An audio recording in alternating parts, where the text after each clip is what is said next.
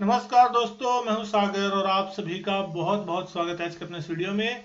आज इस वीडियो में हम बात करने वाले हैं कोटक महिंद्रा बैंक के स्टॉक के बारे में, जहां पे एक शानदार उछाल देखने को मिला। दिन में 6% तक की तेजी देखने को मिली और बहुत ही शानदार उछाल के साथ यह स्टॉक बंद होता हुआ दिखाई दिया। और यहाँ पे जो न्यूज है वो ये है कि एमएससीआई का इन्फ्लो जो है वो 690 मिलियन डॉलर का यहाँ पे आता हुआ दिखाई दे सकता है। तो अब यहाँ पे पूरी खबर को समझने की कोशिश करते हैं और क्या यहाँ पे इम्पैक्ट जो है स्टॉक प्राइस पे देखने को मिल सकता है। तो आज के दिन सुबह सुबह जब खबर आती हुई दिखाई दी और उसके बाद स्टॉक 6% तक उठता हुआ दिखाई दिया, भागता हुआ दिखाई दिया, क्योंकि यहाँ पे जिस तरीके से पिछले कुछ क्वार्टर्स में एफआईएस ने लगातार अपनी स्टेक जो घटाई है, जिसके कारण यहाँ पे एफआईएस की स्टेक जो है बहुत नीचे आ गई है, जिसके कारण से अब यहाँ पे एक उम्मीद बनती हुई दिख रही है कि एफआईएस स्टेक जो है प्राइवेट सेक्टर बैंक जो है कोटक महिंद्रा बैंक में, वहां पे अब जो अगला एमएससीआई का रीबैलेंसिंग होगा वहां पे 690 मिलियन डॉलर का इन्फ्लो जो है वो आपको आता हुआ दिख सकता है। और इसके बाद इस स्टॉक में एक बहुत ही शानदार तेजी का माहौल जो है वो बनता हुआ दिखाई दिया।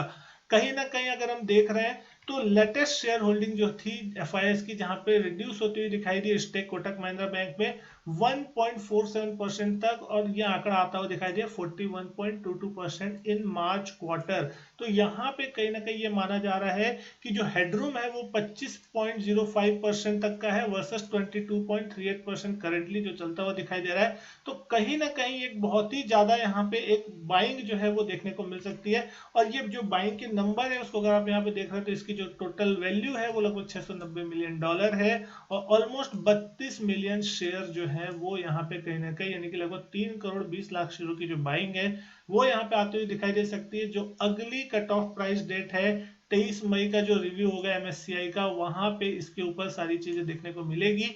तो अभी हमारे पास लगभग लगभग 2 महीने का समय है। अब देखना होगा कि ये जो बाइंग है वो कब आती है, लेकिन कहीं ना कहीं ये एक पॉजिटिव मोमेंटम जो है स्टॉक में बनाती हुई दिख सकती है। बहुत लंबे समय के बाद ये न्यूज आई है कोटक महिंद्रा बैंक के लिए। आज स्टॉक प्राइस की भी बात करें, 1846 के आसपास क्लोजिंग है, ऑलमोस्ट 5% स्टॉक बंद है।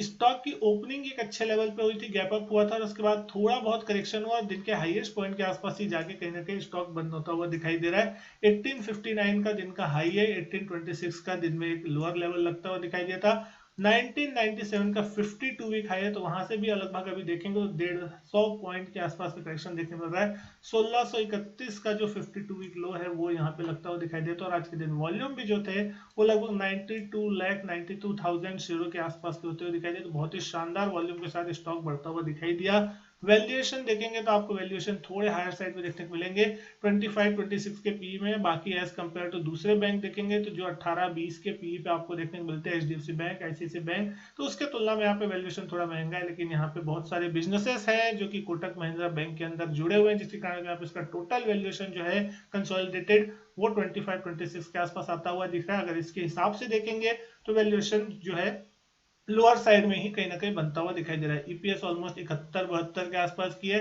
3,66,000 करोड़ की इसकी मार्केट कैप है। सेक्टर पी ऑलमोस्ट 25-26 का है, तो उसी के आसपास ये स्टॉक जो है चलता हुआ दिख रहा है। प्राइस टू बुक जो है वो आपको देखने मिलती है 3.8 की। लेकिन चार्ट्स पे देखें किस तरीके का मोमेंटम, तो आज हमने देखा कि एक गैप अप होता हुआ दिखाई दिया। पिछले 4-5 महीनों से स्टॉक में लगातार एक करेक्शन चलता हुआ दिख रहा था। 200 दिन की एक्सपोनेंशियल मूविंग एवरेज के नीचे था स्टॉक। आज फाइनली 200 दिन की एक्सपोनेंशियली मूविंग एवरेज जो था उसके ऊपर खुला, ऊपर सस्टेन हुआ और रहा, जिसके कारण ये देखने को मिला वॉल्यूम बहुत ही शानदार देखने को मिले। साथ ही साथ पिछले कई दिनों में जो भी शॉर्ट सेलर थे उनका लगातार यहाँ पे पैसा बन रहा था। तो पिछले कुछ दिनों में अगर आप देख रहे हैं तो लगभग लगभग इस स्टॉक ने बॉटम बनाया था 14 मार्च के दिन, जो कि लगभग 1630-1643 के आसपास का था। उसके बाद से धीरे धीरे स्टॉक ऊपर जाने की कोशिश कर रहा था, बहुत ज्यादा कोई मोमेंटम देखने नहीं मिल रहा था। और फाइनली आज जैसे न्यूज आती हुई दिखाई दी, बहुत से शॉर्ट सेलर जो थे वो ट्रैप हुए, फ्रेश बाइंग देखने को मिली। जिस तरीके की न्यूज थी वो बहुत ही ज्यादा पॉजिटिव थी। तो कहीं ना कहीं चार्ट पे एक बहुत बड़ा गैप जो है वो आपको देखने को मिलेगा।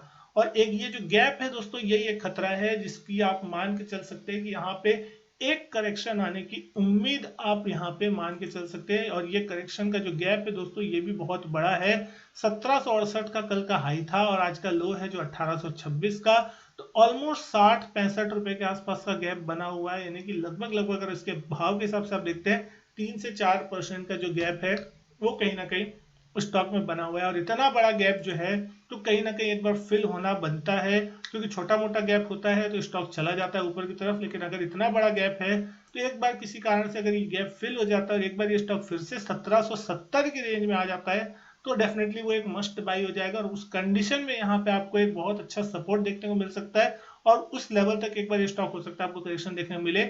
और अगर यहाँ से रैली कंटिन्यू होती है तो कहीं ना कहीं आप मान के चल सकते हैं कि एक बार ये स्टॉक ऊपर 1900 रुपए तक जाता हुआ आपको दिखाई दे सकता है। लेकिन अगर यहाँ पे करेक्शन हो जाए और करेक्शन होने के बाद अगर ये स्टॉक ऊपर की तरफ जाता है तो एक बहुत ही ज्यादा पॉजिटिव चीज होगी जो कि आप यहाँ पे मान के चल सकते हैं। तो एक चीज आपको यहाँ पे हमेशा मान के चलना होगा कि यहाँ पे जब भी कोई गैप बनता है बड़ा तो एक बार स्टॉक उसको फिल करने जरूर आता है। अब देखना होगा कि इस केस में क्या ये स्टॉक ऊपर की तरफ गैप फिल करने आता है या फिर ये गैप फिल जो है नीचे की तरफ करता है या नहीं करता। लेकिन यहाँ पे जिस तरीके का आज मोमेंटम देखने मिल रहा है बहुत ही ज्यादा स्ट्रॉन्ग है। आरएसआई भी अगर आप देखेंगे ऑलमोस्ट 73 के आसपास है, तो थोड़ा ओवरबॉट सिचुएशन में जाने की कोशिश हो रही है, लेकिन बहुत ज्यादा ओवरबॉट नहीं है। अभी यहाँ पे मोमेंटम बनना चालू हुआ है, तो अब ये चीज देखने वाली होगी कि आगे चल के इस स्टॉक के साथ किस तरीके की न्यूज़ेस जो है वो आपको आती हुई दिखाई देती है। तो दोस्तों उम्मीद करता हूँ वीडियो जो है आपको पसंद आई होगी। वीडियो अच्छी लगी हो तो लाइक करें, शेयर करें, चैनल सब्सक्राइब नहीं किया चैनल सब्सक्राइब जरूर करें। मैं आपसे मिलता हूं अपने नेक्स्ट वीडियो में, तब तक के लिए goodbye and thank you.